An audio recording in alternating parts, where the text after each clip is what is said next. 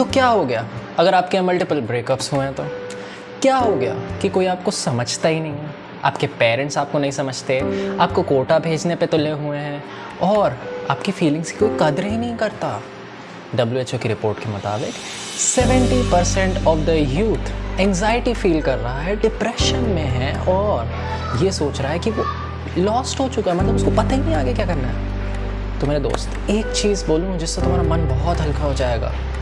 70% से ज़्यादा youth population को सेम फीलिंग हो रही है और इसमें से बहुत सारे लोग निकल सकते हैं लेकिन निकलते नहीं हैं। और दूसरी बात, इससे निकलना पॉसिबल है अगर आप चाहो तो, अगर आप नहीं चाहोगे तो फिर आप इसमें फंसे रह जाओगे। मैं इस चीज़ से कैसे निकला हूँ जिससे एक अनलिमिटेड हैप्पीनेस मिलती है यार, just I can't explain the happiness.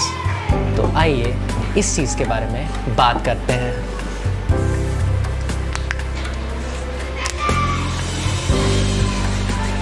सबसे पहले तो इंस्टाग्राम ने लोगों का दिमाग ख़राब करके रखा है।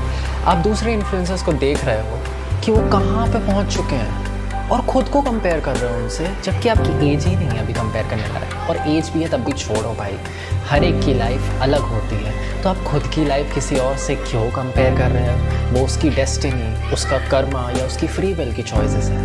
हम भी वैसी चॉइसेस बना के उससे भी ज़्यादा अच्छी सक्सेस पा सकते हैं। पर आप सबसे पहले कंपेयर करना बंद कर दो, क्योंकि अगर आप कंपेयर जितना ज़्यादा करोगे कंपेयर कि यार ये तो ऐसा है, ये तो वैसा है, मेरी गलती, मैं आज सक्सेसफुल नहीं हूँ सिर्फ इसकी वजह से, जब तक ये उंगली टोचते रहोगे ना सामने वाले को, तब तक कुछ नहीं होने वाला।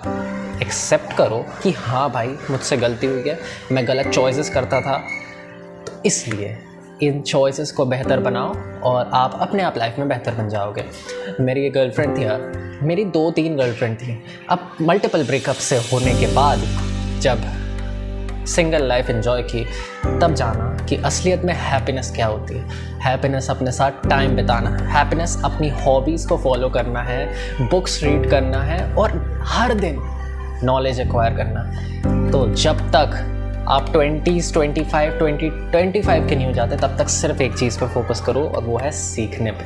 कोई एक स्किल पकड़ लो, कोई 1 या 2 स्किल पकड़ लो, उस स्किल पे अच्छे से महारत हासिल करो।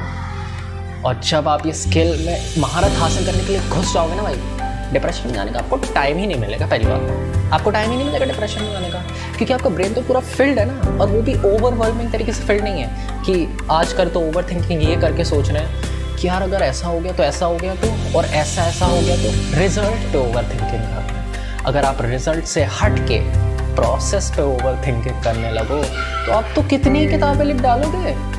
प्रोसेस पे ओवर थिंकिंग करो, रिजल्ट पे नहीं कि यार अगर रिजल्ट ऐसा आया तो क्या होगा, तो क्या।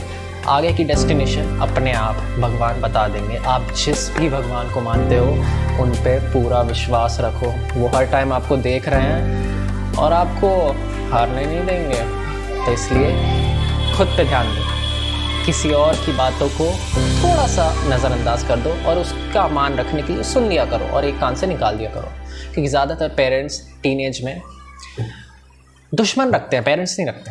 हमारे टीनेज में हमें हमारे पेरेंट्स ही दुश्मन लगते हैं सबसे ज़्यादा, तो उनका कुछ कर तो नहीं सकते। एक्सेप्टेड, कुछ चीज़ों को एक्सेप्ट करना पड़ता है, कुछ चीज़ों को एक्सेप्ट नहीं करना पड़ता। चीज़ जिसमें आपको सिर्फ फोकस करना है वो पता क्या है? रिजल्ट से अपना ध्यान पूरा हटा दो। सोचो रिजल्ट मिलने ही वाला नहीं है, पहले ही सोचो अरे रिजल्ट कुछ नहीं मिलता, तो भैया प्रोसेस पे एंजॉयमेंट कहाँ से आएगी? तो प्रोसेस की मोटिवेशन रिजल्ट से नहीं मिलती है मेरे दोस्त।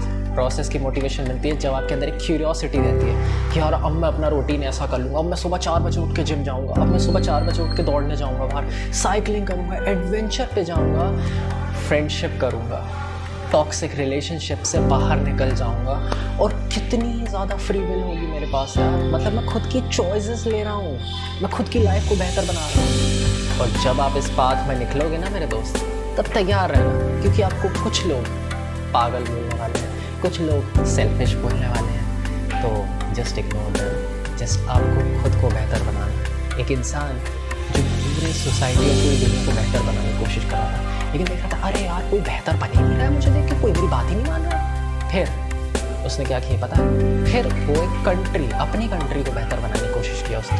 अरे कंट्री में भी मेरी बात कोई नहीं सुन रहा, कंट्री में भी मैं ऐसा क्या करूँ जिससे लोग मेरी बात माने। फिर वो अपने स्टेट में आ गया, उसकी स्टेट में भी कोई नहीं सुन रहा, उसके डिस्ट्रिक्ट में भी उसकी कोई नहीं सुन रहा, फिर वो अपने फैमिली में आ गया। यार मैं पूरी दुनिया को तो नहीं बदल पाया, अपनी फैमिली को बदल लूँगा। अपनी फैमिली भी उसकी नहीं सुन रही, लेकिन जब उसने ये डिसीजन लिया कि अब मैं खुद को बदलूँगा, तो खुद जब वो बदल गया तो उसने किसी को बोला नहीं, उसकी फैमिली ने देखा, उसकी फैमिली बदल गई, कॉलोनी बदल गई उसकी फैमिली को देख के, एक कॉलोनी को बदल के एक डिस्ट्रिक्ट बदल गया, एक डिस्ट्रिक्ट को देख के स्टेट, फिर नेशन और फिर पूरी दुनिया ही बदल गई। किसके बदलने से? सिर्फ एक इंसान के बदलने से। तो अब आपको बदलना है, आपकी गर्लफ्रेंड को नहीं बदलना है, आपकी एक्स को नहीं बदलना है। क्यों वो फ़ोन करे मुझसे माफ़ी मांगे, उसने मेरा दिल तोड़ दिया है, ये सब फालतू चीज़ें छोड़ दो यार। कुछ चीज़ों को छोड़ना पड़ेगा। हमारे अंदर एक पैराडॉक्स रहता है कि हमने जिस चीज़ पर टाइम इन्वेस्ट किया है, अब चाहे वो हमारा टाइम वेस्ट ही क्यों ना कर रही हो, हम तब भी और टाइम इन्वेस्ट करते हैं उस पर, क्योंकि हमने पहले से भी टाइम इन्वेस्ट किया ना। तो ये चीज़ गलत है। ये चीज़ को टोटली इग्नोर कर दो और अपने मन को एकदम पीसफुल छोड़ दो। भगवान ने तुम्हारे लिए बहुत कुछ रखा है यार। और डर किस बात का, जब हम मर ही नहीं सकते, हम मर के दूसरी लाइफ में आ जाएंगे, तो हम कोशिश करने से क्यों पीछे हटें? हम डट के कोशिश करेंगे, गंदी आदतों में नहीं पड़ेंगे और खुद को बदलेंगे। तो ये मेरी स्टोरी थी, मैं आपको गाइड नहीं कर रहा हूँ। अंत में आपकी जैसी मर्जी आपको वैसा करना है। अगर इस चैनल में नया आया हो तो सब्सक्राइब ज़रूर करना, ज़रूर करना, और इस वीडियो को लाइक और शेयर भी करना। तो मिलते हैं अगली वीडियो में।